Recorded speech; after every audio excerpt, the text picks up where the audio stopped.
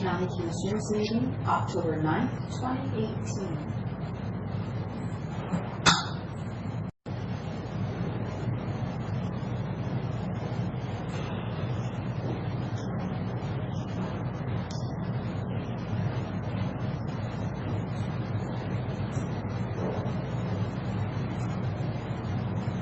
Franklin County Commissioners meeting, October 9th, 2018.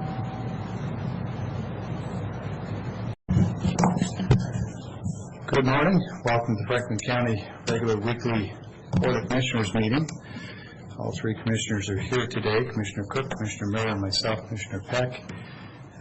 Our first item is call the meeting to order, so we are in order, and at this time ask you to join me in the Pledge of Allegiance.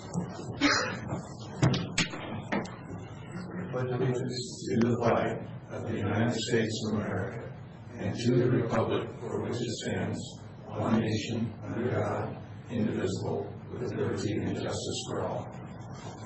All right, thank you. We have a fairly lengthy agenda, at least for our commissioner meetings today. Some of these have the potential to take a fair amount of time, so I'll probably be moving through things a little more quickly than usual. If at any time you feel like I'm not allowing enough time for your comments or your discussion, just slow me down and I'll be happy to wait. Okay, with that, first item on the agenda is approval of minutes, which can stand approved unless we have corrections, deletions, or concerns from the board. Are there any? Approval. Approve for commissioner signature. Okay, I'm sorry, Commissioner Miller, did I hear you say you move for approval? Approval, just said approval. Okay, so we have consensus of the board to approve those meeting minutes as presented. Those are approved. Moving on, next item is the recommendation for award of County Road Project 602, which is the Juniper Dunes Access Road. Last week we opened a number of packages. I understand that the apparent low bidder last week is still the apparent low bidder. That's correct. Okay, well, if you would summarize for us where we are and what action you need for the board, please. The county road department staff has reviewed all of the bids. And those are summarized in the bid tabulation form that's been included in the packet. And at this time, we're recommending that the board award the bid for the construction of County Road Project CRP 602 Juniper Dunes Recreation Area Access to Goodman and Mellenbacher Enterprises, Inc. And we stated that as GAME, Inc., I believe, in the meeting. Based on the return information on the envelope, yes. Correct. Matt, it was noticed that there's about a $28,000 delta between the low bid read last week and the bid amount this week. Did we see that correctly? Yes. Could you explain why, please? It's not uncommon for us as we go through those. We take their bid, their unit cost, right, and we run those through our spreadsheets, and it's not uncommon to find minor errors. The unit cost is what actually prevails when people are submitting, any contractor submitting bids. And so that's why it can change from time to time, where you can get the apparent low bidder who, after we rerun the calculations. And is the contractor aware of that? yes, they were. Any concerns? No concerns whatsoever. Okay. Good track record? Yes, and yes, we have a pretty thorough checklist that we run through to ensure that the bidder, prior to make a recommendation award, is considered to be a responsible bidder. And like I said, that's a multifaceted checklist that we go through. Good. Okay, well, with that, I'll make a motion to go ahead and approve the bid for the construction of County Road Project CRP 602 Juniper Dunes Recreation Area Access to Goodman and Mellenbacher Enterprise. GAME is the acronym. GAME, Inc. Second. Okay, motion and second for approval of County Road Project 602 bid as read into the record. Are there any other comments or discussions? And I would just note that this is something we've been working on for many years, and probably don't have time this morning for lengthy speeches, but I think it would be appropriate if the commissioners have any comments they want to add. Now would be a good time. I think the only thing I'd like to add is to put the number in for the minutes at $2,084,000. $968.29. Okay, we'll take that as a friendly amendment. Commissioner Miller, any objection? Okay, so we have an amended motion. We could vote on the amendment first, but I don't think it's necessary. We're all in consensus, and it's part of the record.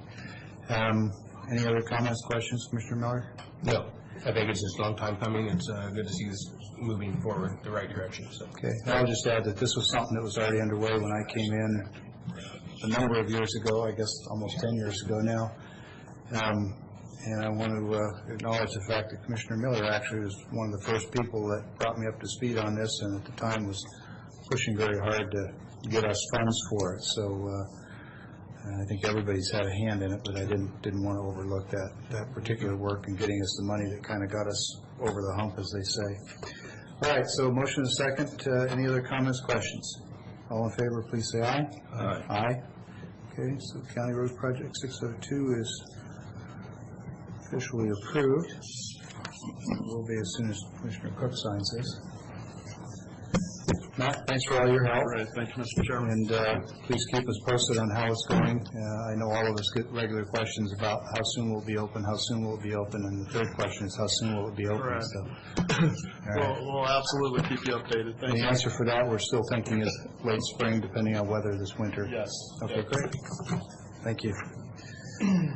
Okay, next item this morning on the agenda is a request for some .09 economic development funds to support the ARM Aerial Research Facility hangar project that the Port of Pasco is undertaking.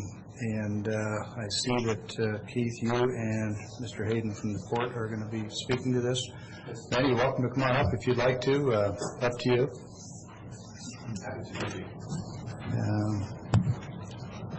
Before we get started, I just want to disclose for anybody who may have an interest, I occasionally dabble in development projects on my own time. At one time, I looked at this project. It wasn't right for me. I stepped away from it. I have no interest. I have no connection. I have no contracts, no fiduciary involvement whatsoever. And am excited to see that we have an avenue to go forward to make this happen. So just wanted that disclosure on the record. Anything else? I'll just introduce Mr. Hayden. This project has come before the board before. I remember a year ago that we approved some funding for it. The port was later able to secure additional funds from CURB, and we think that they would need .09 funds. And so they had originally retracted that need for the $200,000 we had set aside of the .09 funds. But now, kind of due to the increase in construction costs and expectations of the project, the port has requested that the board consider setting aside up to $350,000 for the completion of the project. And I certainly don't want to speak for Mr. Hayden. He's capable of doing that on his own. So without further delay, I'll let him respond to your questions. We have a pretty thorough read ahead. Your presence is appreciated in case the board has questions, but I don't think we're looking for a presentation, but you're welcome to speak if you want. But mostly we need your expertise to respond to any questions. Okay. Commissioner Cook, Commissioner Miller, I know you've read the read aheads. Did you have any questions or concerns? The only thing I had, Randy, is did I understand the bid came in higher and you're going back out for bid? Yeah, the bids came in about $500,000 over. It's about a $3 million project. They came in about $3.5 million. So we did go back with Battelle, our tenant, and our architect Meyer to reduce costs where we could, and we ended up shrinking the hangar, a number of other cost savings measures that we could identify. So we've been able to achieve some cost savings that way, but we still haven't gotten the gap that we need. And I will just add that we are treating the .09 economic development funds as our gap financing. So the port has about $500,000 into it. Battelle has about $500,000. We have the $2 million from CURB. So if that is enough, then we would come back to you and say, thank you very much, we don't need your money. But if we have that last dollar gap, that's where we will use this up to $350,000. And did I understand Battelle came back in with a smaller aircraft also? Yeah, and Dr. Schmidt is here from Battelle if you've got questions for him. But originally, with budget and kind of program concerns, they weren't sure which aircraft they were going to need. So when they made the final decision, it was a smaller aircraft, so that enabled us to shrink the hangar. All right. Commissioner Miller? No, I think it looks good. I'm glad we can help if needed, and I'm glad Kurt came along and we got this loan, so thanks for the good work. The only thing I would add is I appreciate your pointing out that it is gap financing and that it's the funding stream of last resort. Hopefully we don't need it, not because we aren't happy to use the funds for economic development, but if we don't use it here, that's just more economic development work we can do with the port and the city and our other partners. So I think that's great. We've got a resolution before us this morning. It's 2018-305. Would entertain a motion for approval or otherwise. I'll make motion I move for approval of .09 Economic Development Fund expenditures for ARM Aerial Research Battelle Facility Project in Franklin County. Second? Okay, there's a motion and second for approval of resolution 2018-305 as presented. With thanks to the Port of Pasco for pulling this all together, I'd ask all in favor. Aye. Okay, there we are. Thank you, Commissioner. Really appreciate your support.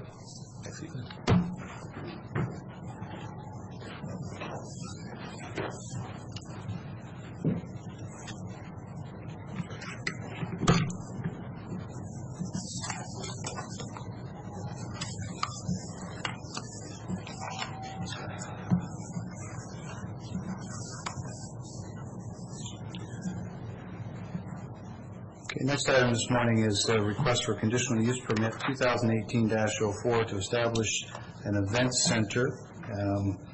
Since today seems to be the day for disclosures, I'll disclose on this one that I am the owner of a current event center of very similar nature to this one. I've not seen anything that would rise to the level of a conflict that would necessitate my recusal. I do support the application. There are a few questions that I'm sure will come out in the discussion with the board, but I'm able to be, I think, a reasonable and impartial, in this case, well-informed person to look at this package. So with that, we'll go ahead and move forward. Cole? Thank you. My name is Nicole Stickney. I'm here with AHBL. We are contract planners for Franklin County, and I do have two quasi-judicial matters to bring to you today, so I was going to remind you, as Commissioner Peck's already done, this opportunity for any disclosures or declarations if you have any. And then also just to clarify for the zone change, once we get to that, that's approved by ordinance, not resolution, so I just wanted to note that. And the ordinance that we forwarded to you folks has been signed by deputy prosecuting attorneys. We've got that all taken care of. So with that housekeeping, I'll just explain. The first one is conditional use permit 2018-04. This is a conditional use permit to operate an event center in the AP20 zoning district. And those are not listed as a conditional use, but it does list public and private buildings, and so we figured that was pretty close and in line with that definition there. So we brought it under that analogous use as listed in the AP20 zoning district. And basically, this would be the establishment and operation of an event center on Carr Road. You would arrive there by going out on the Pasco-Clotis Highway and turn onto Carr Road. It's not far off of the main highway to arrive at the site. They're looking at doing private events such as weddings and birthdays and so forth, and most of these activities would take place outdoors. The applicant has noted that the events would vary in the number of guests, but it would be about 100 to 200 people. They're going to use they're going to renovate an existing barn structure, use a future gazebo that they want to construct, and so forth, and all of the information is in the staff report for you. What I wanted to emphasize is that we met all of the noticing requirements for this. It went to the County Planning Commission on September 4th. There was no opposition to the request, and the Planning Commission did unanimously pass a recommendation to a motion to forward this to you for a recommendation of approval based on 6 findings of fact and with 18 suggested conditions of approval. Following that, there were no appeals. We also did process this through SEPA, and there were no SEPA comments or appeals received. We did receive a couple of noted changes that we should make to the resolution, so I brought a clean version for you today. Some of the typos have been corrected. And I did want to note that a lot of the language that we used was based off of a previous request. It was actually for the same site. 10 years ago, a CUP was granted. The project did not continue, but there was a resolution. It was Resolution 2008-074, and we looked at that when we were putting together the staff report and formulating suggested findings of fact and conditions of approval so that we would have some consistency. Nonetheless, there was a recommendation that... Excuse me, Nicole. Yes. The previous application did not go forward? Right. And do we know if that was the applicant that withdrew it, or there was a board action that... Oh, no, I'm sorry, I should specify. The person just decided not to do the business. Okay. Yeah, and it was a different person altogether. Okay. But we did approve. Yeah. Yes. Yeah, it was, and so it was a different application. If I could, I'd like to finish my question, because I'm sorry. that's a different question. It didn't move forward because the applicant withdrew before board consideration, or did they withdraw after board consideration? They actually never technically withdrew. They received a conditional use permit. There was a resolution that was passed. They just didn't continue forward with the business. Okay, so we did go through the process, okay. That's correct. And did you mean to say that the language from the first time this was done was carried forward verbatim? Many of the items, yes. Okay. For example, number 11, under conditions of approval, the language, should valid complaints, noise, traffic, parking, etc., be received regarding activities taking place at the site, the CUP may be reviewed. And so that's language based in that resolution. We try not to reinvent the wheel. Yeah, I just want to be careful that we aren't using previous language and saying because it was previously used that one is still current after 7 years of legislative actions, and two, that it was necessarily guaranteed to have been perfect the first time. Right. The argument that that's how we've done it before doesn't carry much water for me, so I understand. just want to be careful about that. Yeah. Keith, I just wanted to let you know how we had arrived at the language that we used. Good, okay. Keith, you and I spoke in our routine weekly pre-meetings on this. We found some minor language adjustments. Were we able to address those? Yes. Okay, all right. Okay, I'm sorry, go ahead, Nicole. Yeah, so we have I have a clean version of the resolution here and another version that shows those changes that were made for review, and those are the typos, or the other changes were, just to put it onto the record, number 15, where it talks about future expansion and improvements. There's a second sentence. It says, to allow future flexibility for changes to the plans, which are determined to be minor or incidental. The phrase is added, as determined by the county administrator, may be done administratively by the planning department.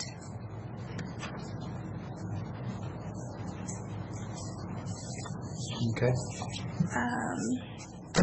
And then the rest were just typos. Yeah, if I recall, the concern on that was that the language was vague and it wasn't clear who would decide what qualified as incidental, so, okay.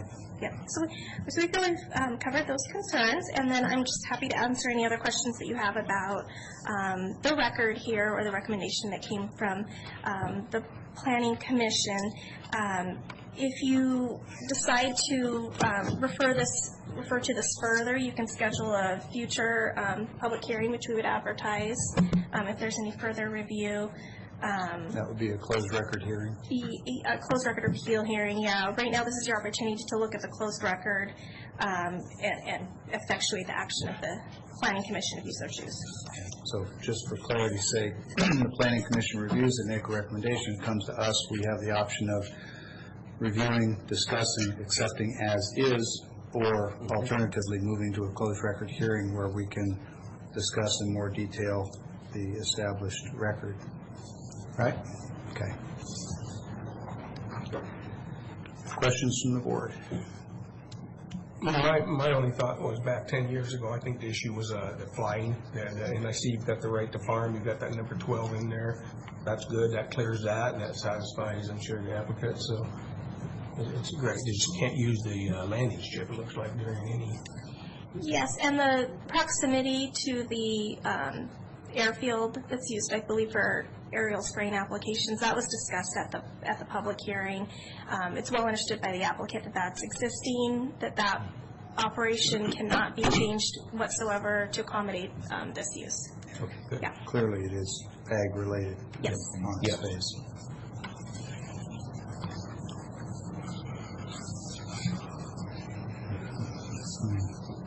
I think you had another question, Commissioner Peck, about handicap parking, and I did want to just clarify that, that's a building code item, so certainly... Well, it was already addressed in the package. Okay. I was just curious about the standard, I suppose, is the way to put it.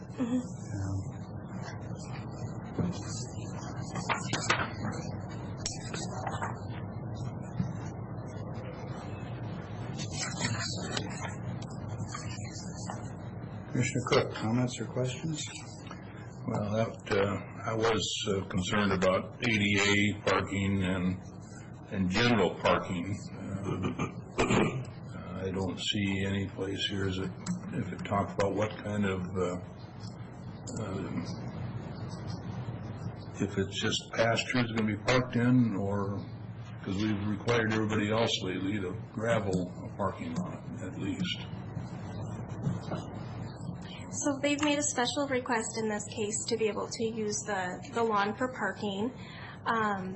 We noticed that these special events would have a lot of people arriving at one time and departing at one time, so they could have pretty organized way of parking, we felt, which is different than a parking lot where you have customers coming and going at all different times, needing to find spots and those sort of things. We were concerned about it getting dry and people parking on the lawn, and so we have language in there about them needing to mitigate for that and to address it and make sure the maintenance is done on that site. I don't think it's a perfect solution, but I would point out that they're talking about operating up to 30 events a year, which is 8 days out of 100 when you look year-round. We compared that to a church, which if they're operating 2 days a week, that's 104 days in a year, that's 28 days out of 100. A school operates 49 days out of 100, and a business that's Monday through Friday, that's operating 71 days out of 100, 71% of the time. So really we see this as being sort of infrequent and sort of unique in its nature in the way that the parking lot is used, just to get people in and out, basically, and they're not relocating their cars during that time either. It's not a shopping center. It's a different type of parking situation. So we looked at that with those factors in mind. So I guess I want to drill down a little bit more on that. A couple of concerns. The first is the equity argument.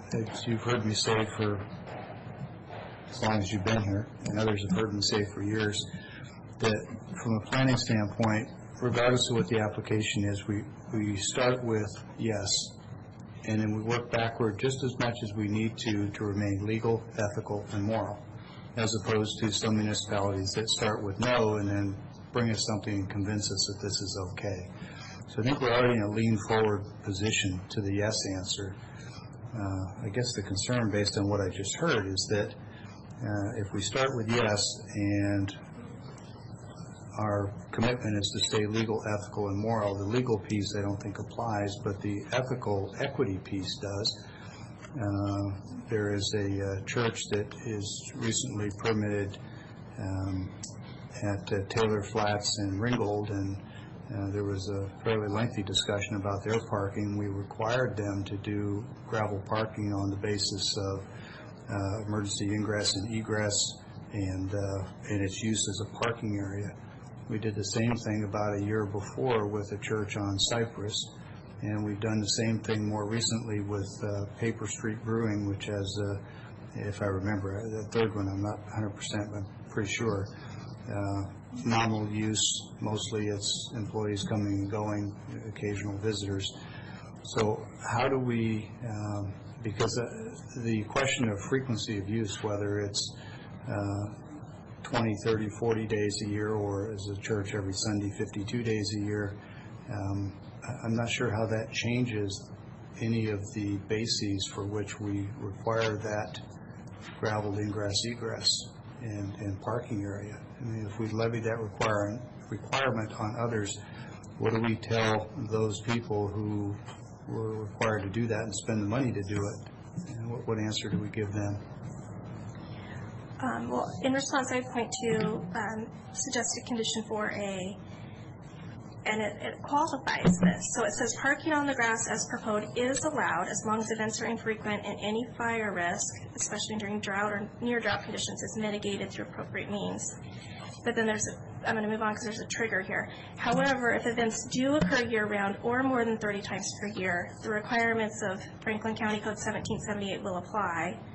The number of parking space calculations will be based on those for retail, trade, and services, and then they have to do surfacing requirements. So that's the trigger, really. So we're saying if you don't know your business model yet, you're getting started, you might only be doing half of this proposed amount. We just don't know at this point.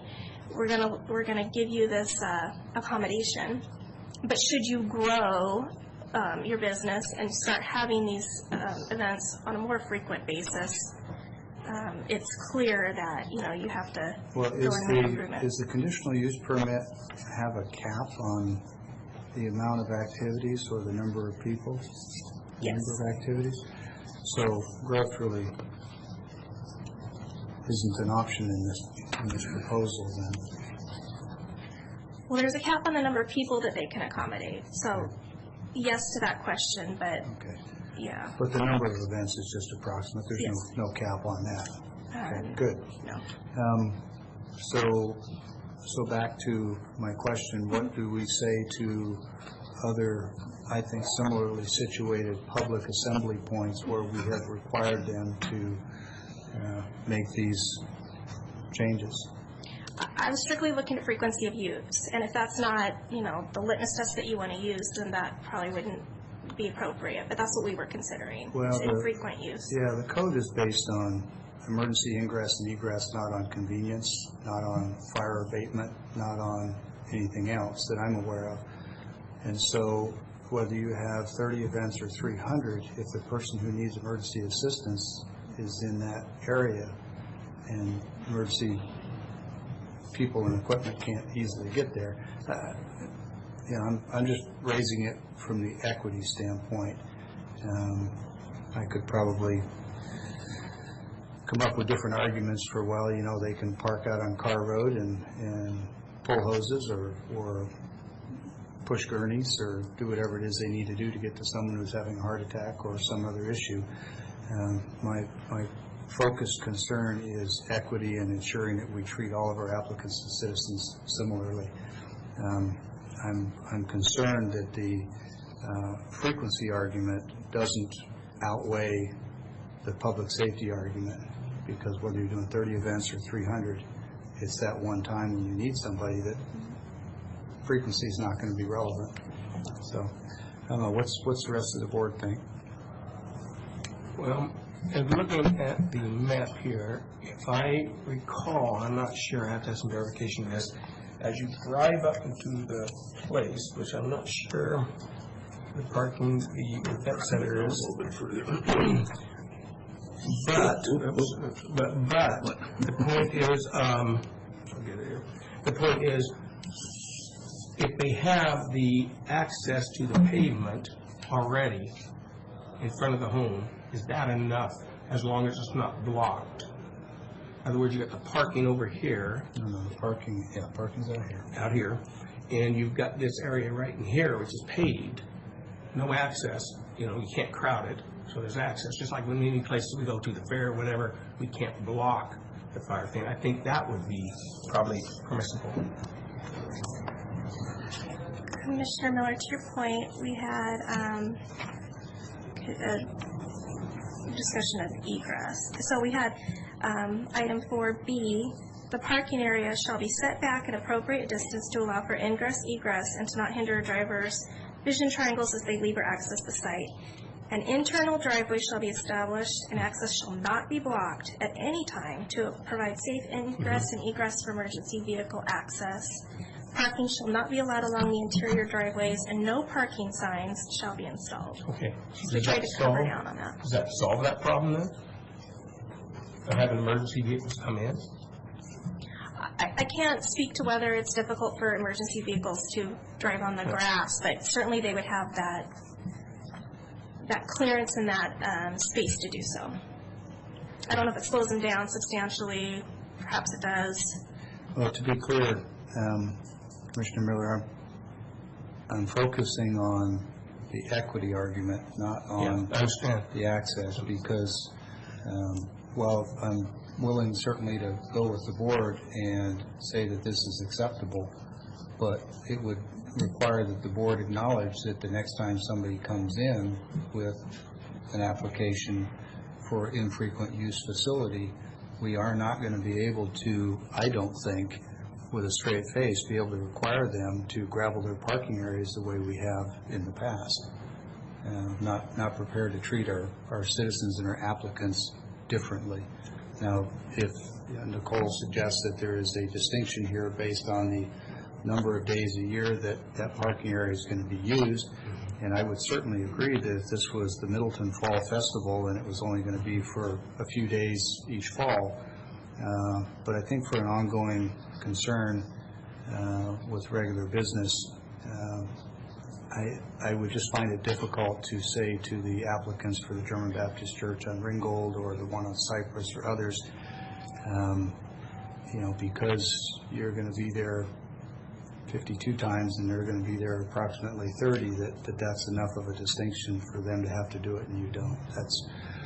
I think it's a legitimate equity concern. But maybe while we're thinking about that, I'll just ask one other question I had. As with all similar applications, the health department will look at the sewer and septic services that are available, systems. And in this case, the package said that the septic systems from the house and the guest house would be used. Is there any indication, are they building new restrooms that will tie into that, or are the two structures being used as part of the business? And if so, why was that not discussed in the package?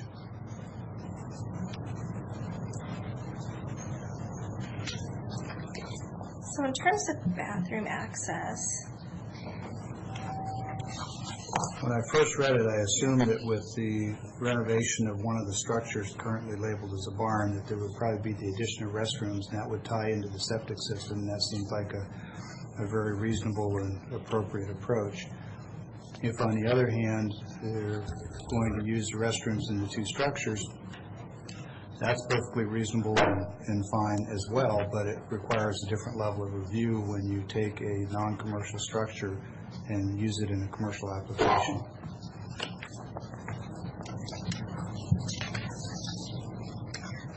So the answer to that question is that once they receive or apply for their building permit for this barn renovation, that's what the trigger would be when we look at any bathroom facilities that they propose to do. Certainly if they are not opting in to provide that in the barn structure, they probably have to bring on porta potties, that sort of thing. So that would have no impact on the septic.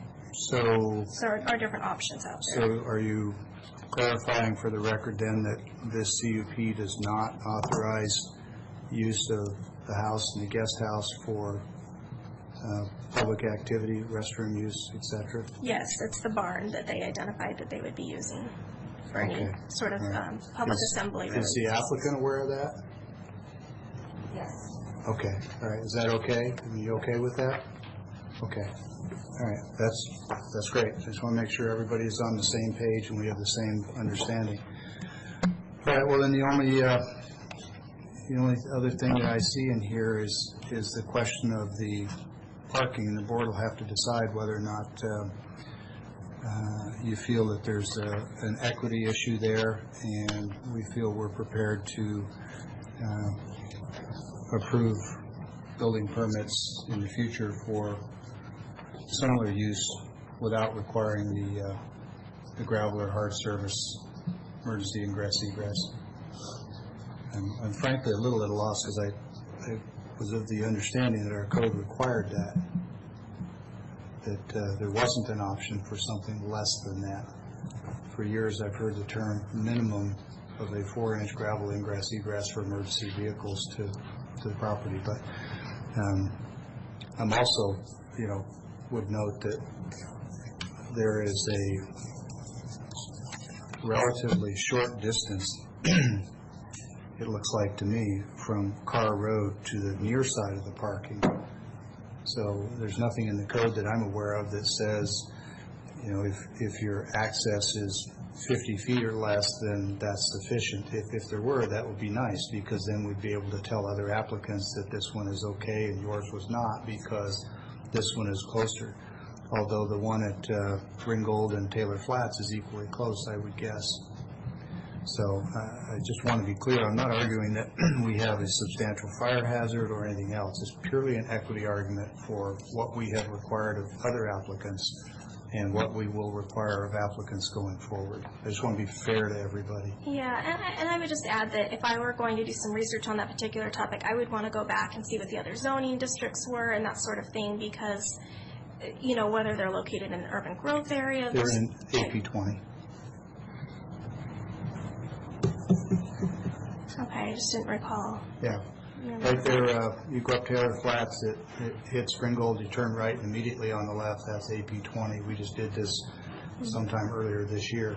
And we, in fact, had a discussion about why were we specifically saying that it must be a graveled parking for emergency ingress, egress, and graveled out to their approach onto the county road, and then that approach onto the county road had to be hard surface, and it was very explicit.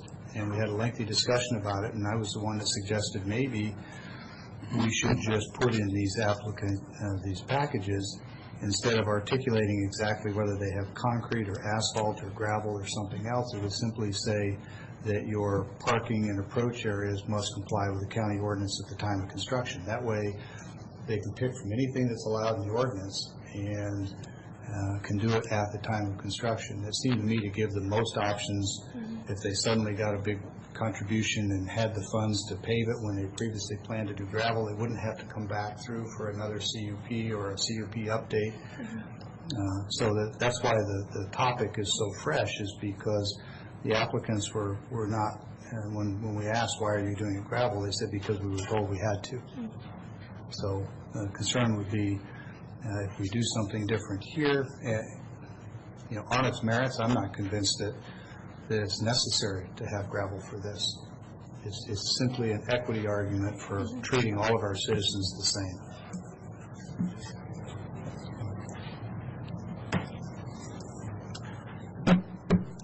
And probably the only other thought, and this is more a question than a thought, is if we go ahead and approve this as is, and a pending applicant comes in and says, we don't want to spend the money to do this, we want to do grass like they're doing, what's planning going to recommend as our response? Well, so is it going to be the frequency? So I can't specifically answer that, but what I can tell you is I don't recall this conversation. I wasn't in attendance for that church. Oh, okay. Yeah. So you gentlemen recall it? Okay. Yeah, and I think someone else had brought it to the board, which is fine with us. I don't have the knowledge of that. The difference also could be in the way that the application was prepared and submitted. In this case, the applicant specifically said, I want to do grass parking. Can I do that as part of my CUP? The others did not ask for any particular surface, so we, in looking at it, said, okay, these are the actually criteria. they did. And in On the application? Right. In the recorded board discussion, I asked the question, why is this gravel? Why don't they have the option to do pavement or concrete or something else? And planning staff said because that's what they asked for. So applicant was here, and I said, is that what you asked for? And they said, well, we were told that that's what we had to do, and that's why we put the language in the application. So as long as everybody is wide-eyed about the implications of this going forward, I'm willing to support it as presented. But I'm telling you on the record that we stand the very likely risk of having recent applicants come in and challenge us on dissimilar treatment without a basis.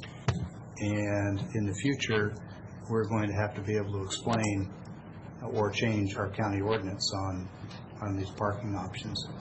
So that's just a caution. I think it's real. I don't think it's a fine point on an issue. I think it's a potentially significant issue on our county ordinance for this kind of thing. So, and the other one, the church I cited was a CUP also in an AP 20. So it's pure apples and apples, and it's the limited use, infrequent assemblage. Perhaps They were going to go 2 days a week, if I remember that part right. Well, regardless, it's not a Walmart where you've got traffic coming and going. Yeah. It's occasionally used. So, what's the wishes of the board? I think because of the frequency and the fact that there's grass there, I think it's close enough to the payment. I think this is allowable. I don't, it's a service, is a different sense than churches of 2 times a week or whatever, to where this invitation service. And I just don't know at this point for weddings. I've done a lot of weddings. I mean, been in a lot of weddings that, or gone to weddings that have, not necessarily pavement. And I don't know what kind of services are going to involve to it. If it's 2 or 3 times a month, maybe it's a difference, but if it's a couple times a year, I don't think it's a big difference. Now, you have a condition under number 11, should valid complaints, as in noise, traffic, parking be received regarding activities taking place aside a conditional use permit may be received by the county and potentially revoked. So at the out. That's right. So what, Cook, help me with that. Number 11. What sort of complaint would we receive with respect to parking? He's saying if we had a concern expressed from, say, a fire district or an emergency response. If they were overfilled with parking and parking in the lanes or parking on Carr Road or. Okay. I thought you were speaking to the equity issue. I'm sorry.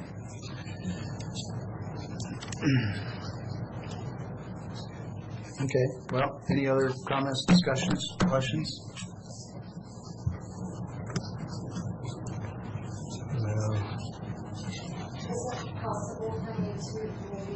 I don't think we can, and She can clarify anything that's already on the record, that no new testimony and no new information can be presented without an appeal hearing being scheduled.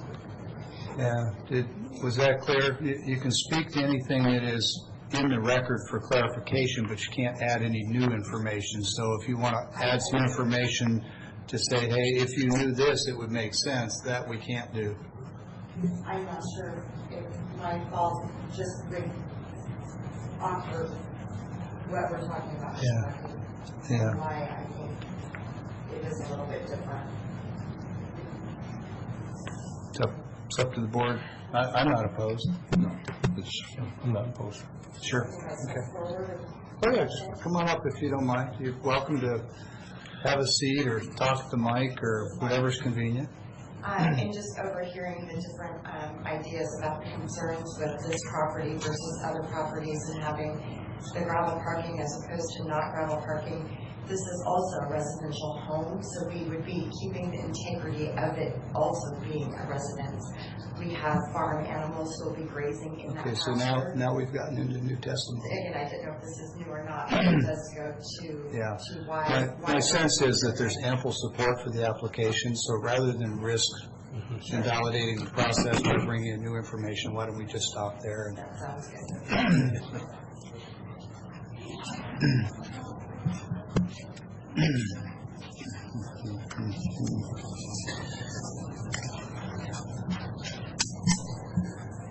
Okay, here's the clean version of the resolution. Not pushing anybody toward a motion, but I want you to have the clean copy if and when you're ready. I think the record is clear now about the concerns about equity not so much emergency ingress, egress, or fire, but how we treat all of our citizens, and we treat them all the same. And then the secondary issue of restroom facilities and the related issue of whether or not the residences will be used for those restroom facilities or other business activities. Obviously, that would have to be addressed separately. So I think those are all the issues are on the record, and if there's questions going forward, then we've got the record to go back to. Mr. Miller, Commissioner Cook, unless there's other questions. I'll make a motion to approve the conditional use permit 2018-04 to establish and operate an event center, which is allowed as a conditional use in the AP 20 zoning district. Second? Okay, there's a motion second for approval of the conditional use permit 2018-04, and I don't think it's not a motion on the CEQA, so I'll leave that out. Further comments, discussions before we vote? Commissioner Cook? Negative. Commissioner Merritt? No. Okay, I'm going to just add the comment that I will vote in favor of the conditional use permit. I think I've said plenty about the precedent that I believe that it sets, but in this case, if the precedent causes us to take a more relaxed posture and give more options to applicants who maybe do want to do grass, then in my view, that increases the opportunity of landowners to use their property the way they want to do it. And so I think that this represents a shift in the board's thinking. I think it's probably going to require some language change in our code, in our ordinance. And I count all those things as good things. So if this were to cause us to drift in the opposite direction, I would be voting no. But because it moves us in the direction of more latitude for landowners, I'm willing to support it, and we are going to have to take an action to review our ordinances to make sure that this action doesn't run afoul. And then the last thing I'll offer is that I expect that we are going to get comments from previous applicants, and we'll need to be open, I think, even though we aren't required to do anything retroactively. I think ethically we might have to be open to giving them some leeway, at least on the ones that are permitted and required gravel but haven't yet constructed, out of fairness. So, all right, with that, all in favor? Aye. Okay, the vote's unanimous. It's approved. Good discussion. Thanks to everybody. Is this the new one you need, or is it just... No, this is the new one right here. Oh, I'm sorry. No, you're right. Got the two copies backwards. There you go, Commissioner Cook. And for what it's worth, I think it'll make a great facility, and I hope a lot of people use it. I really do. There's plenty of business in this community, and we can certainly use some more privately funded ones. I'm not big on publicly funded venues.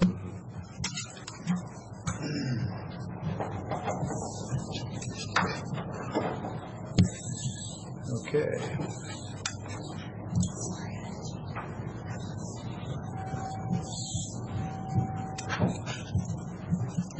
Okay, so Karen, what did you change in here? Because we've already signed the other copy. No, this is the next. Oh, okay, all right, okay, all right. Yeah, all right. All right, let's get back to the agenda.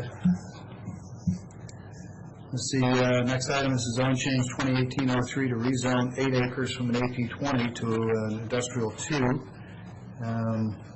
Nicole, it looks like you're still here for this one. Excellent. You want to give us a very quick summary on this one for two reasons. One, if the commissioners have other questions, we'll ask. Two, it looks pretty straightforward. So go for it. Happy to do so. I just wanted to let you know that this was a zone change application that we received in just to change the zoning map. The change is actually to become more compliant with the comprehensive plan. It's just for a portion of a parcel where there's two different comprehensive plan land use colors, and so they're just changing the portion that is already called industrial on the land use map. We went through all the proper public notification procedures, held the duly advertised open record public hearing at the Planning Commission.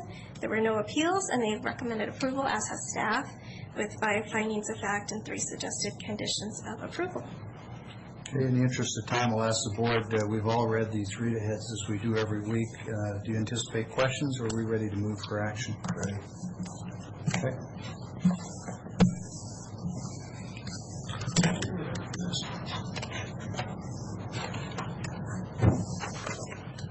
I move for approval of the zone change for 2018-03 to designate 8 acres with the I-12 zoning.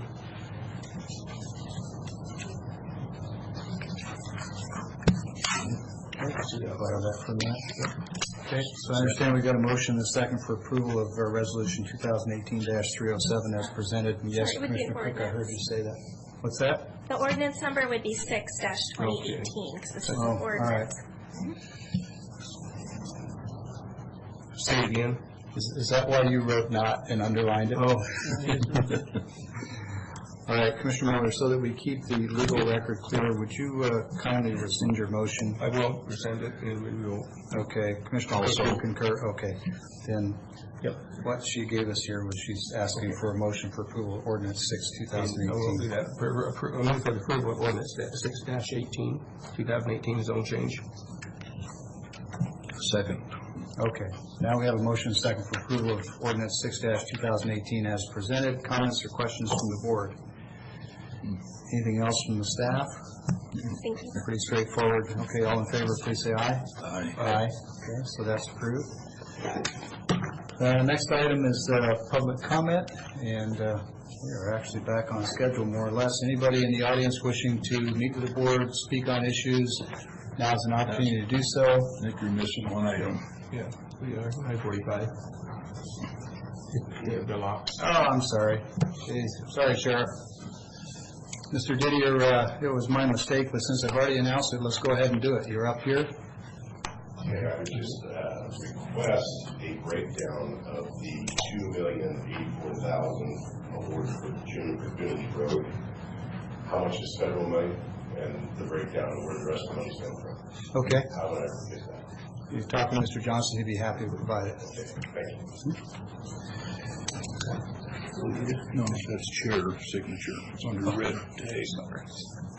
I'm sorry, I handed you that. I was Yeah, we can print a new clean copy and I'll sign that later. Thanks. All right, any other public comment? Okay, let me back up, get myself back on track here. This is awarding a contract to Southern Folger for specialized doors and locks in the corrections facility. I understand, Mr. Johnson, you'll be presenting this. Yes, Steve Soldemeyer, I've been working with him on this. He's out attending some training today and it's unable to be at the meeting, but the read-ahead material, I hope, is clear enough that these are specialized doors and locks that we need installed in part to meet our compliance with the jail litigation settlement. It requires some time to manufacture those and get them ordered, and so I wanted to move forward with that contract.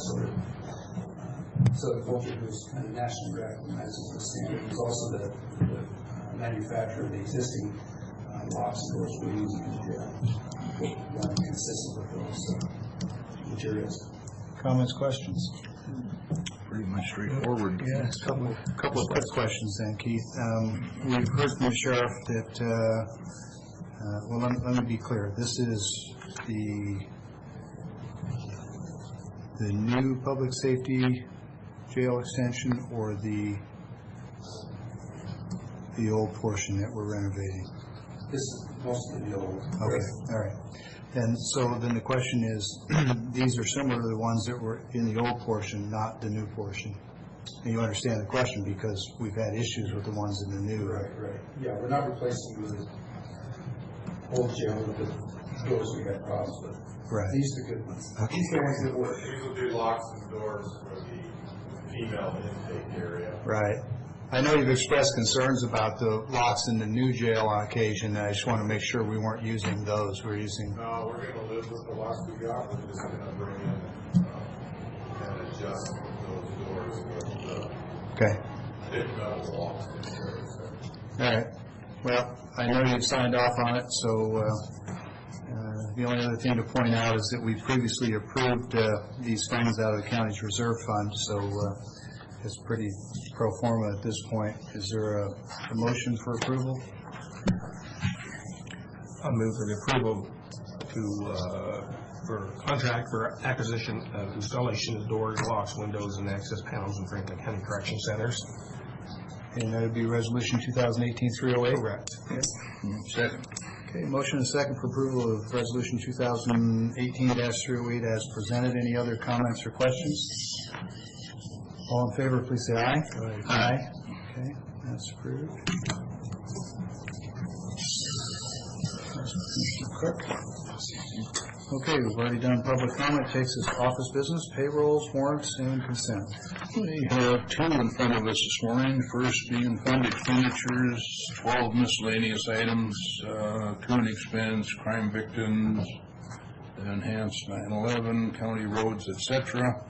The bottom line of those items is $444,090.39, and Keith has signed off on it, and Mr. Burkhart has approved it and audited by Rosa Gomez. Okay, and I will second that motion. Okay. Motion approval for fund expenditures as presented. Comments or questions? All in favor? Aye. Okay, those are approved. Second and final is county road and motor vehicle payroll. Bottom line of those two items is $111,826.60, and Mr. Beaton has approved it and was prepared by Raul. Okay, and I will second that motion. Okay, we've got a motion and a second for approval of county road and motor vehicle expenditures as presented. Hearing no comments or questions, all in favor? Aye. Okay. We have 4 items in the consent agenda this morning. Are there any of these 4 items any commissioner wishes to pull for separate consideration? I have none. Okay, hearing none, we'll entertain a motion for approval as presented. I'll move for consent agenda, approval of consent agenda 1 through 4. Second. Okay, motion and second for approval of consent agenda as presented with 4 items. Any comments or questions? All in favor? Aye. Okay, consent agenda items are approved. Keith, we're on to administration office business. I understand that you're going to need probably a lengthy executive session this morning. Do you have other topics before we do that? No. Okay. There's one additional option or opportunity here for public comment before we go to the executive session. So I'll just ask now. Sure, come on up. This is opportunity for public comment. Good morning. Hi. Good morning. How are you doing? Good, I thanks. just had a quick question. Sure. For the jail doors that you were just talking about, how much was the contract for that? Keith, you got the reader heads right there. And thank you very much for answering my questions. No, absolutely.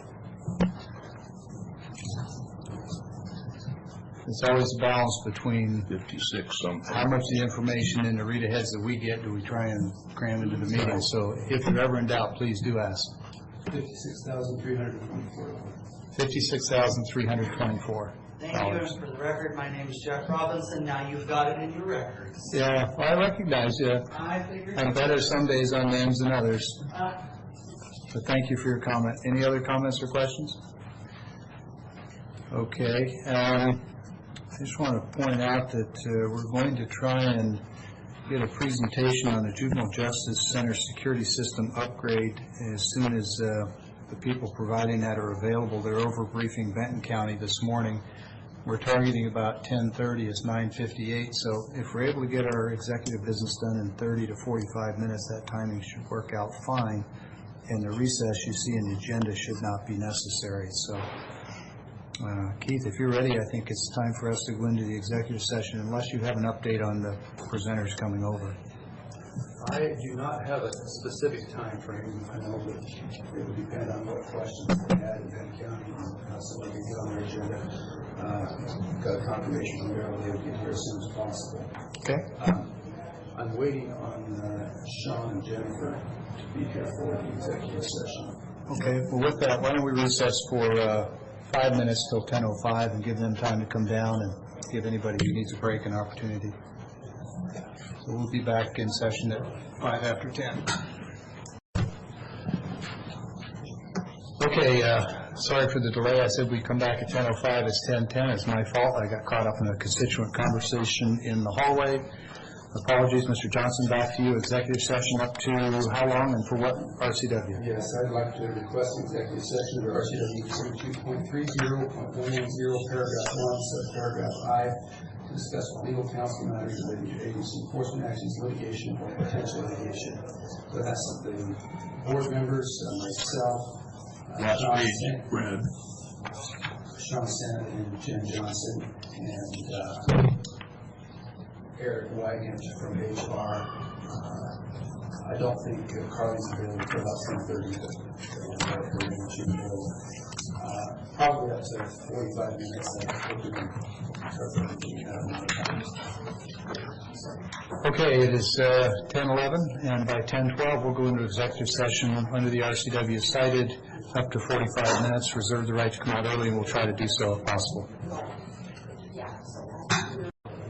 Okay, we completed our executive session within the allotted time. There's no additional executive sessions required. We do have 2 agenda items remaining this morning. One is a presentation on juvenile justice systems, and the other is from Department of Ecology. So, Mr. Johnson, I'll turn it over to you to walk us through those next 2 and final. And just a reminder, we do need to have the board out of here by 11:30 today. Yes, I think we'll call first the Department of Ecology to speak to some of the issues in the past the landfill cleanup. They have traveled from out of town. We appreciate their presence today. Absolutely. We recognize that the board is pressed for time. We appreciate their accommodating their schedule. So without my lengthy introduction, Sean, if you want to introduce the specific speakers. I have Charles Grunfelder that's here from Ecology, I believe the Spokane office. Spokane office, that's correct. Good morning. Good morning. Welcome. Yeah. Communication. While Sean is pulling up the presentation, let's see, that's not the right one, sir. Is that not? Franklin County Commissioner's subdirectory there? Sorry, let me look at this. That was a slightly different presentation. That might be that. Is it And then click on that, and then it'll be, this is Frank, that one right there. There we go. If you go ahead and hit that. So, I'll let you go ahead and sit up here. If This is a special one for us, Sean. They took out all the big words and added pictures. grab mine. Don't mind us accessing your computer here. I'm Erica, by the way. Good morning. Brief introductions. I'm Chuck Grunfelder. I'm the site manager with the Department of Ecology and our toxics cleanup program. With me today, we have Erica Bronson, also in our program. She's public outreach coordination for toxics cleanup program. In attendance, we also have Barbara Smith. Barbara represents the one of the groups, one of the potentially liable persons groups that's involved, has been actively involved for many years with the cleanup at the Pasco landfill site. Oh, which group is that, Barbara? The industrial waste area generator. Okay, thank you. Right. Well, what we want to do in brief was to provide an overview of the current process that we're in, which is the public review of the focused feasibility study for the Pasco landfill site. Without belaboring it, we have started the public review process September 12th and will extend through October 12th. Or if we need extension, we can also extend that, so it's not a hard and fast deadline. We've had the opportunity to provide the community with a public meeting on September 26th, well attended in Pasco at Virgie Robinson School. And we've also had the opportunity to, over the phone, provide some information on this focused feasibility study process to the City of Pasco representatives. So we're honored, pleased to be here today.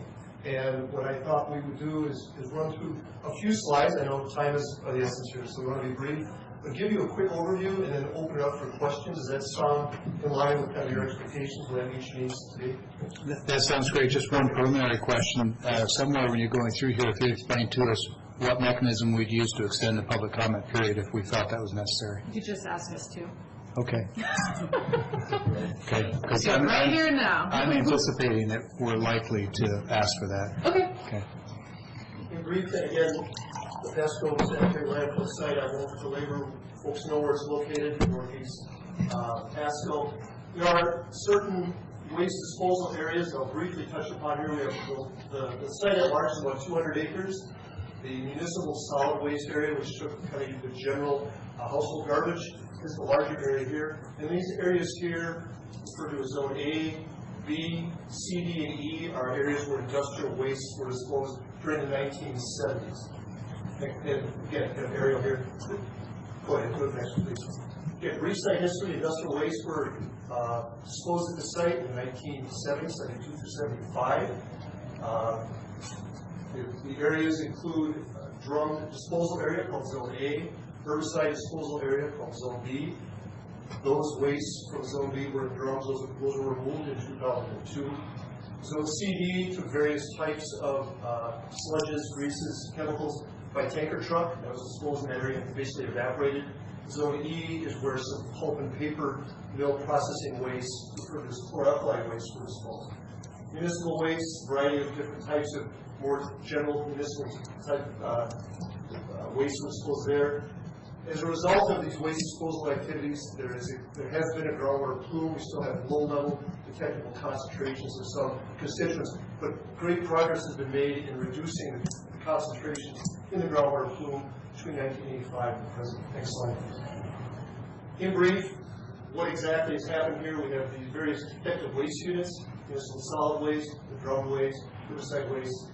And I'm going to focus today really on the area referred to as Zone A, which is where the drummed wastes are located. There has been some leakage of some of the chemicals. That leakage has reached groundwater, creating what's called a NAPL, a non-aqueous phase liquid, that has been detected at the groundwater surface. We also have some elevated temperatures that are occurring within the waste body itself. That's of concern to. Excuse me, just a quick clarification. You said NAPL's been detected at the surface of the groundwater level. Any downstream migration that you're aware of? Anything like that, or is it just in that zone?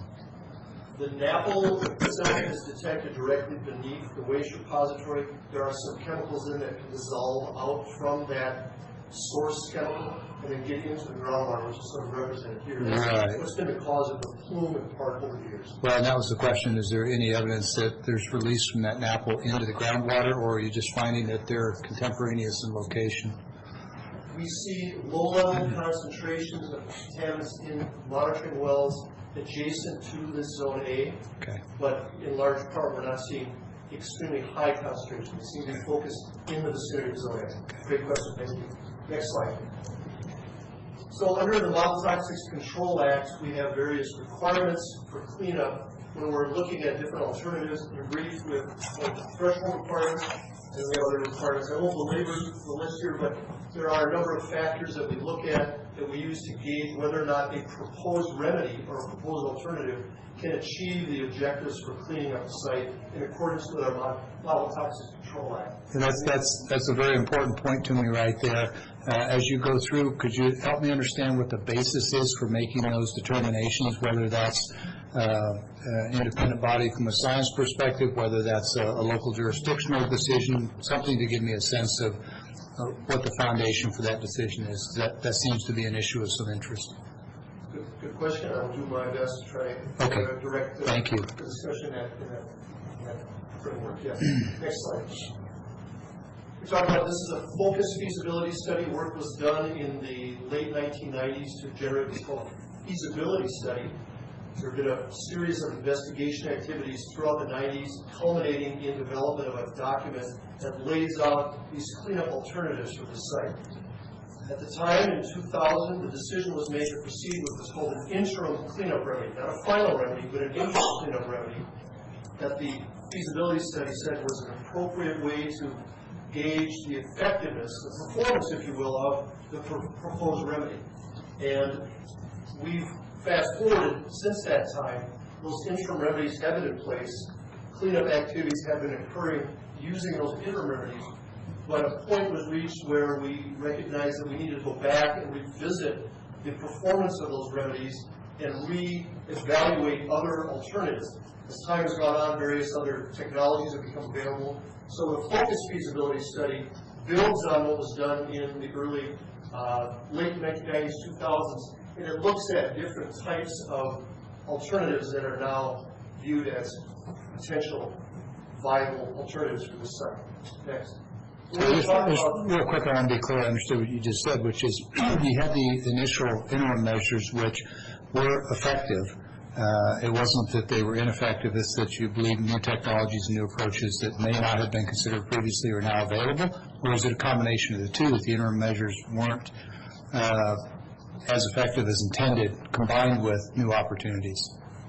The interim measures were effective on some elements of the site cleanup, and they were not effective on some other elements of the site cleanup. Thank you. So as a result of that, we needed to go back and do additional investigation work at the site, which followed the phase of the original FS feasibility study to better understand what some of those uncertainties were, so that we could then move forward in developing alternatives that could achieve the requirements of the Model Toxic Control Act.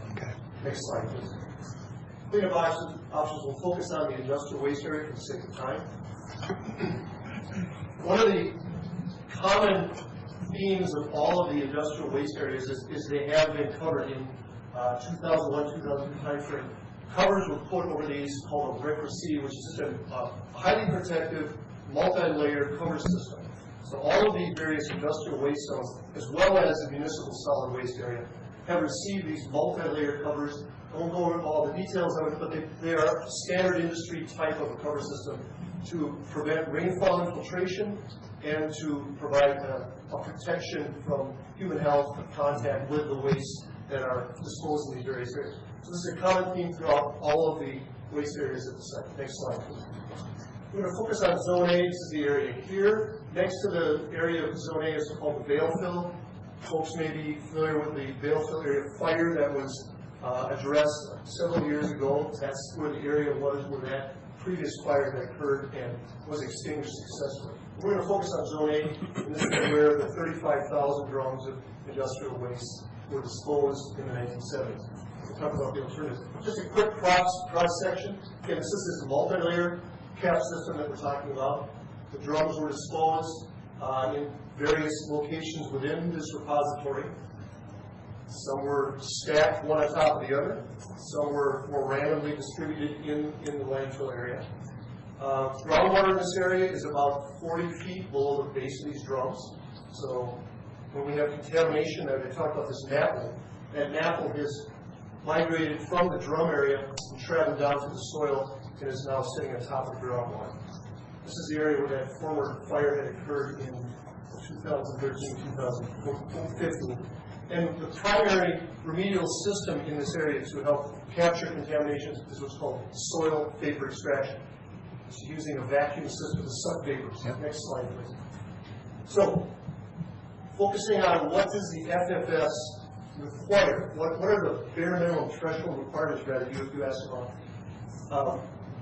Ecology's view is that there are certain components that will be necessary, cleanup components that will be necessary to satisfactorily address the kind of contaminants that are in this zone and achieve these threshold and other requirements that the Model Toxics Control Act specifies. Ecology's view is that excavation of the Zone A wastes, proper waste disposal practices, use of an additional supplemental soil vapor extraction treatment, placing a new engineered cover, and then doing a fairly robust health and safety monitoring during the course of this Zone A waste removal, the excavation of drums, are all the core essential requirements so that we can achieve the cleanup goals for the site. So, real quickly, excavate Zone A waste, that would be all the waste in Zone A? Ecology proposes removing all of the existing wastes that are within the repository area Zone A. Okay, kind of a simple question, but help me understand why we would then go in and do an engineered cover if we've removed all the waste. Because, again, if you go back to that cross-section, Erica, we have a lot of residual contamination that's sitting down in here, sir. And so that contamination will continue to be release contaminants potentially down to the groundwater over an extended period of time. So we were using the term waste to mean two different things. I was including the NAPL and you were not.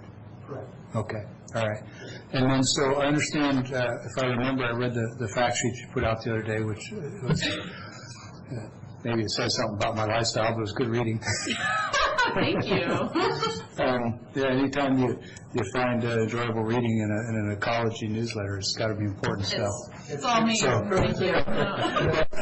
As a guy who comes to this equation with roughly on and off 20-plus years in DOD working NEPA issues, I saw that one of the alternatives in there had been just, I want to use polite terms, but it felt like it was sort of summarily discarded, and I didn't see what I would have expected, which was some sort of explanation or rationale as to why that was no longer sufficient, not just the proponent or the agency or the organization responsible for leading a Model Toxics Control Act effort, not just their opinion, but some science, some independent group or something. I'm not so much, well, not at all, challenging that decision. I'm trying to understand the basis for it. So help me, where do I go to find an explanation for why that was no longer viable? Because it seemed like a reasonable option throughout the process, and now it isn't. Are you talking about the preferred alternative? Right. The field piece? Let me address it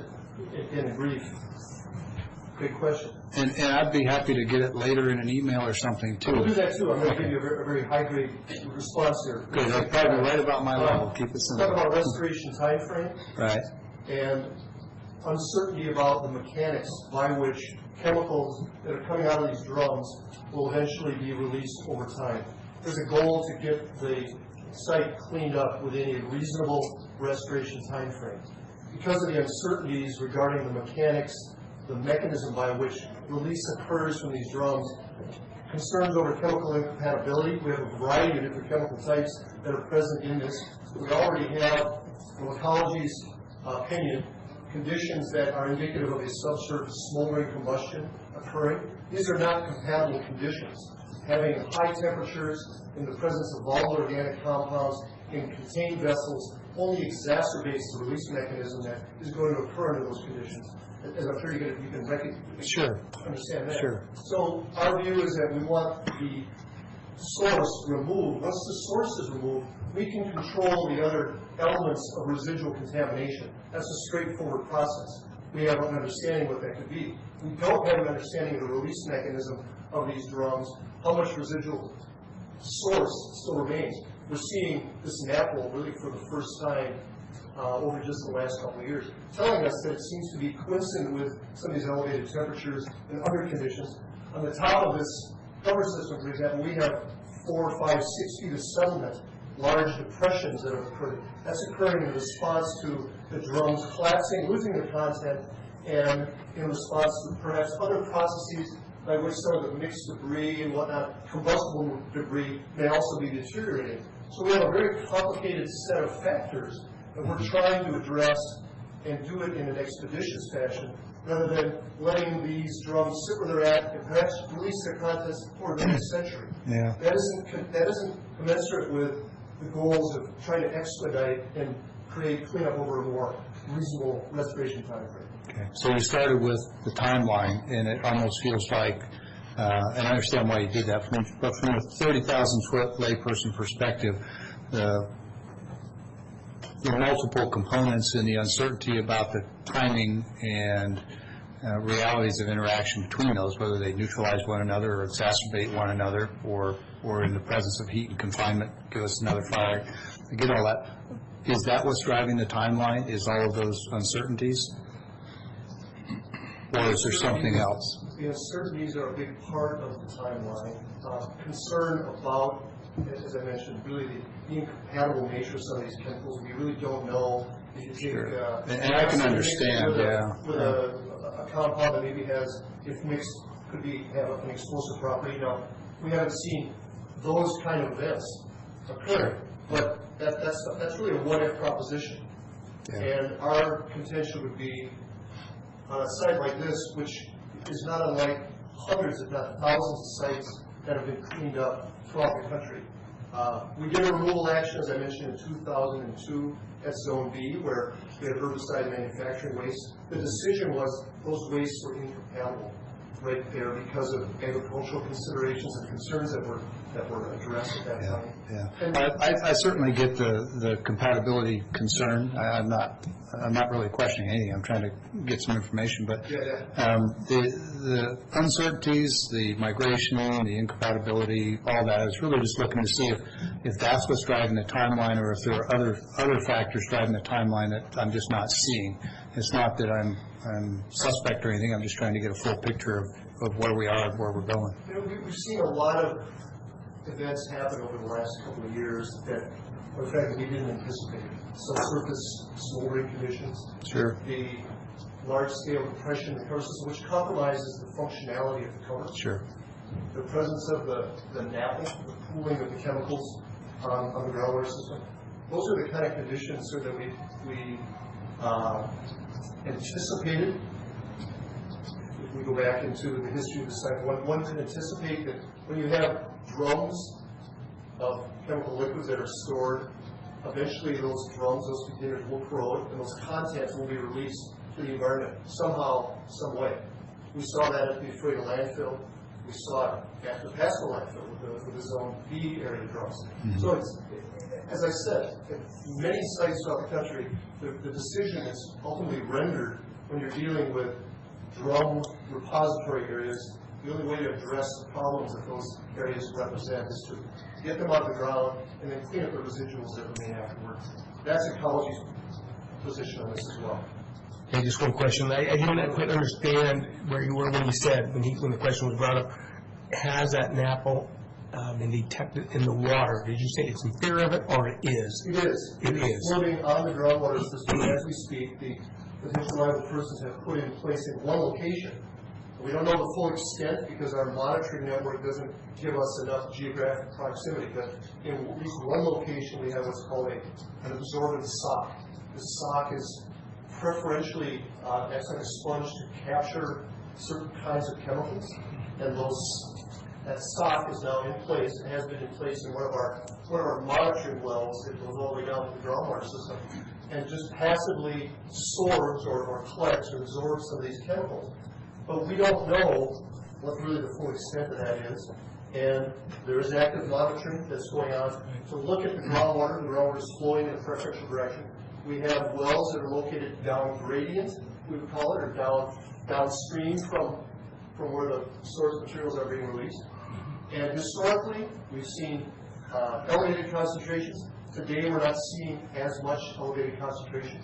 But ecology has concern over this NAPL. This is the source material we don't want in groundwater. That kind of goes against the overall goals of MACROS to keep groundwater as clean as possible. Sure. Mostly because of my persistent questions, but we're running a little tight on time. Could I ask you to run through your remaining slides there? Go to the next one. So again, I think I've highlighted these points, cover system performance concerns, to get at some of your questions. Right. For sure, okay. We have 4 options that ecology believes represent viable options for consideration by the public in view of what we believe are the necessary requirements to achieve these threshold considerations that are under the Wildlife Control Act. These are A5, A6, A7, and A9 for those that are reviewing the documentation. We're going to focus primarily on A5, and again, this goes back to the heart of our discussion. Removal and excavation of the drums is laid out in the documentation provided by the PLPs. Removal of debris and impacted soil. We have also the need for off-site treatment and disposal of liquids that would be segregated from those drums, perhaps. Some drums may still be intact, and the entire contents could be taken out. And in this instance, the solids, it was proposed they would be placed in a new lined facility. The Zone A is an unlined facility. The current standards for waste disposal would require installation of any kind of waste, disposal of any kind of waste in a fully lined, double-lined facility with a full protective cover. So A5, alternative A5, really kind of lays out the proposed approach. The remaining approaches are sort of iterations of a theme that build off of A5 and really involve greater levels of soil excavation to remove more residuals from beneath this area. But A5 is kind of the base case. it sort of sets the bar and says, we're going to remove the drums and the contaminated soil down to a certain depth.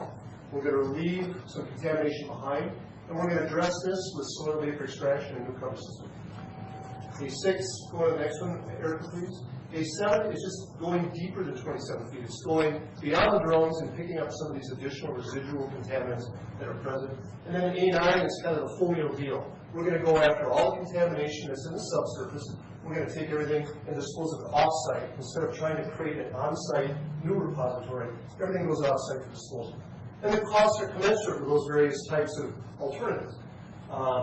The full high-end A9 option is estimated at over $120 million. If you go back one, Erica, if you would please. Again, the more base case was coming out around $56 million. Big dollar value. There's no question about that, folks. Yeah. We don't dispute that. But those are the range of options that we believe meet the bare minimum requirements of the Wild Cost Control Act. Are there any grants, funds, or funding streams that the county might be able to look to at the state or with ecology that could help with this? Because obviously there's multiple entities that have interests here, including the county. My guess is that most constituents would like to have it as clean as reasonably possible, and that becomes a real question. One person's reasonable is another person's too expensive, and it's a delicate balance. But is there potential for ecology or the state to help fund this through grants to the county? To give you an example, Freda landfill, there was a drum removal action conducted there at that landfill, municipal landfill. There was some funding that the state provided to help support some of the removal actions that occurred for that drum removal action. Commissioner Beck, yes, there are monies that are available. That's not something that has been pursued at this time. Right. That it's been a private PLP-led cleanup activity. So that hasn't been pursued, but given the mix of potentially liable persons involved with this site, that is certainly something that could be explored. Well, at some point, certainly it's going to take money to clean this up, and if there's an opportunity for the state to help with grants and funds, that's useful, certainly from our perspective. It's probably self-evident.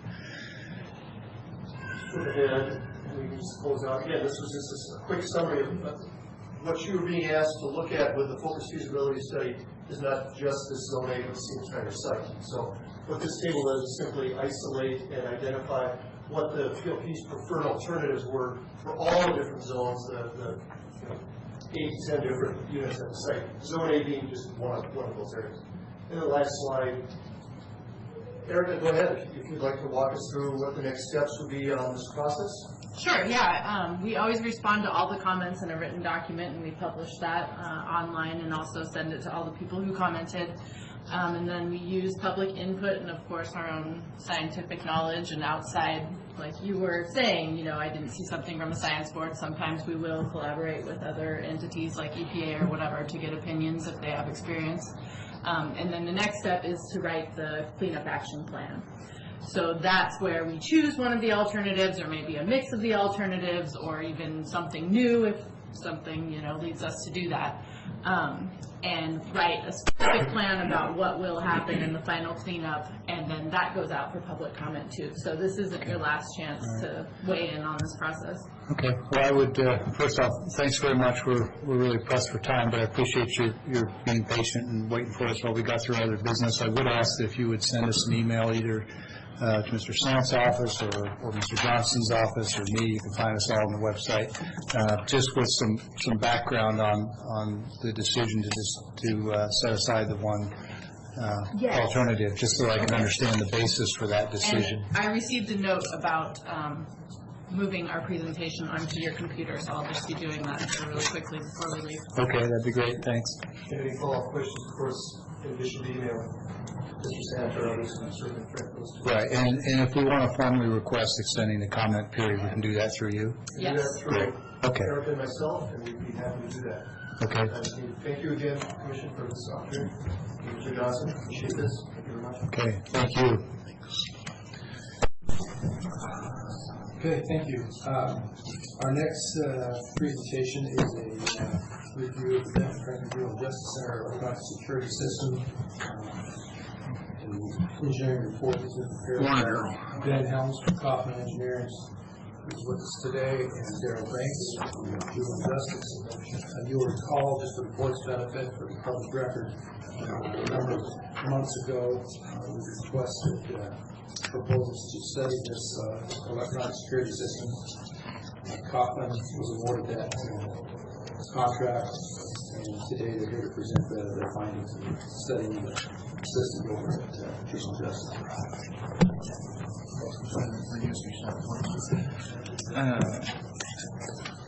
And Commissioner Cook, I know that you've got a tight meeting scheduled today. If at some point you need to get a head start, I'm sure the board will understand, and I'll stay here until we conclude the board meeting. I'll just leave it to your discretion when you think it's time. Morning, Commissioners. Morning. Almost afternoon. Well, if it's afternoon, some of us are late for another meeting already. Yeah. Well, Ben is practiced. We just got done with Benton County, so. Well, I'm sure they have many more questions than we would, so.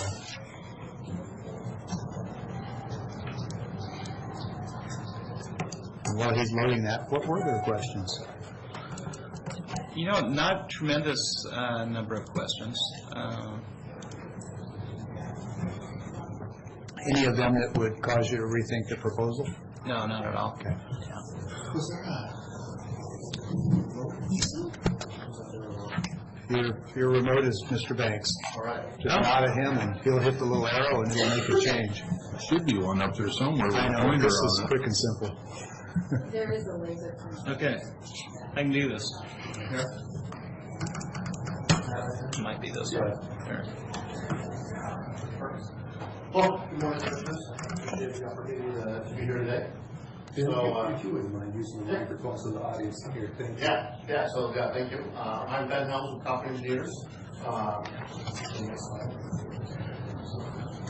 There's a lot of clicking, I apologize. So, as Gerald said, I was engaged to perform a study of the electronic security systems at the Juvenile Center. We studied the existing documentation, record drawings, performed the on-site evaluation of the door control systems, the video system, the intercom systems, and the supporting systems. So the door control monitoring systems, they really consist of a programmable logic controller called or PLC. And that's the heart of the system. The one they have is 22, 23 years old. It's obsolete. It's been obsoleted by the manufacturer. It's no longer. And that's a sufficient level of detail for us, so let's keep going. So the touchscreen has outdated programming. It's 22-year-old programming.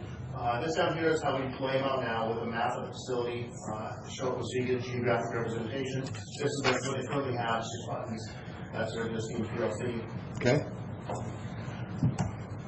In the video system, they have an analog system consisting of a switcher and quad views. It's all antiquated, old technology. Our recommendations moving forward would be to go to a network-based IP video management system and IP cameras or 2 new HD analog cameras. What happens if the network goes down? What's that? What happens if the network goes down? As far as losing communications? As far as losing controls of doors and customers? You get the network back up. There's protections put in place. You use UPS to prevent power loss. And if it does go down, usually it's go down for a short time while the switch. If you lose a switch, generally keep a spare switch that's all programmed ready to go, so you can just pop out the old one and pop the new one. So if the network goes down and 30 seconds later somebody's having a major medical event and they need to get people through that door, is there a mechanical way to do that? Yeah, you still have keys. Okay, all right, good. Yeah, you still have radios, you still have keys. That's good, yeah. Then we recommend going to like IP-based camera. Next one. The intercom system, right now it's called together with past picture that there's a whole bunch of separate components. There's a lot of points of failure. They're all old, they're all antiquated, it's hard to find replacements. So our recommendation would be to go to a Harding DCC. It's a hybrid IP analog system, it's a single box, and it's a single point of failure, so you don't have all the units. You get that? It's an AO1 system.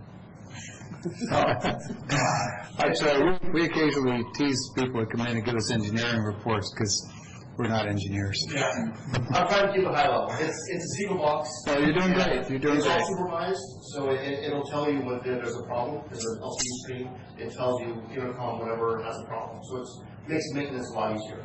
Okay. The supporting systems, there's no telecommunications network right now binding the system together. So we would suggest putting in a fiber backbone to connect all the equipment rooms together so they can all talk. And this enables you to hand off systems to different points of control for staffing needs, or if there's a problem, you can hand control off. Is there easy access within the physical structure to run that cable? That's not a big deal, it's not costly? There is cost associated with it, definitely, but it's mostly drop ceiling, Okay. so we can get access. I just don't want to put a lot of money into a building we're looking to replace, but got it. Well, this was only detention. I understand. Yeah, this would be. And I know we're keeping detention. Yeah, this would be on the detention side of it. And then you bring in a new building and they go, this is not an AO1, this is an AO7, and you get where I'm going. Got it. Okay. There's also a Marlock system, which is they usually use a one door. It's mainly just for audit reasons to monitor who's going in and out of the facility. We recommend replacing that with a modern key card access system. Okay.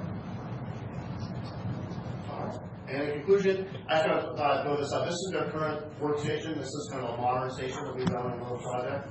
Much cleaner installation where everything's united into one platform. And our process which is in the packet that you guys have. If you guys have any questions, I'd love to answer them. I appreciate you going through that quickly, and it may not seem like it, but I think you hit the stuff that that we need to know. We don't need to know how many HDMI ports are on the back of the equipment, which because if you tell us that stuff, we just get confused and lose sight of the stuff we should be talking about. Yes, I know. I understand time is short, so I appreciate you guys taking the time. So it's $500,000, huh? More. That's for everything. So the way it's kind of structured is there's the big thing is the PLC, because you can replace that and not necessarily have to replace the rest of it. But I would recommend doing the total with HD analog cameras. That would be our recommendation as a minimum package. That would upgrade the intercom, upgrade the PLCs, upgrade video with the existing video with HD analog, which allows us to keep the existing cabling and not have it. It saves some costs. The big thing, like I said, is the PLC.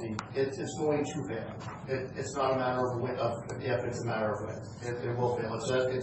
It's reached end of life, and we need to be proactive and get it replaced, because we are proactive and replace it, we have an outage of 1 or 2 weeks.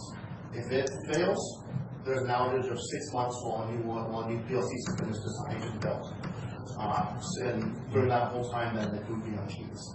Darrell, you have this money in your reserve account? I do not, sir. How much of this can you Yard cover? sale, maybe. How much of this can you cover in your reserve account? I know she got a nice garden back there. I'm thinking maybe we could start a veggie stand or something. Might take us a couple of years, yeah. It's pretty good looking produce back there. So where does the money come from for something like this?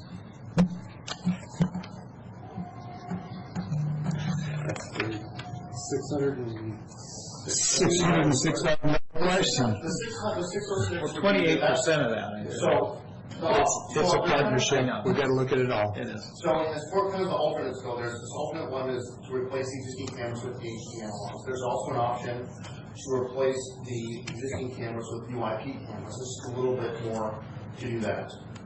And that would be $415,000. And then the 606 is adding about 60 more cameras. And that's to cover the other areas of the facility, the gym, the classrooms, where you have a lot of residents and one staff member. And that's more for staff safety, reliability, and also to meet PREA requirements. Well, whether it's 415 or 577, we still have the same problem. Whatever funding stream we're going to be able to find to do something like this is going to going to be a challenge regardless of the number, I guess is what I'm saying, but. Yes, I understand that. Yep. Not saying it doesn't look great, it does.